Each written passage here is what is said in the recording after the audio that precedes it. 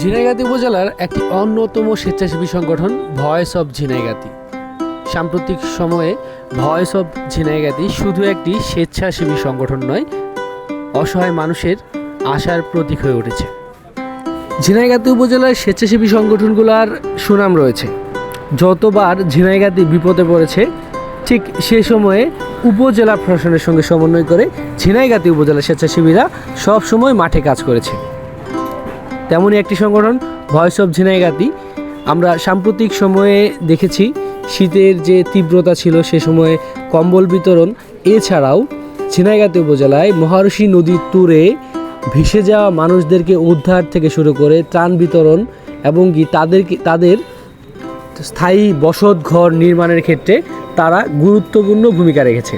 Voice of Jhenaigati একটি সংগঠন নয়, এটি ঝিনাইগাতী উপজেলার মানুষের সঙ্গে মিলেমিশে কাজ করার একটি নাম।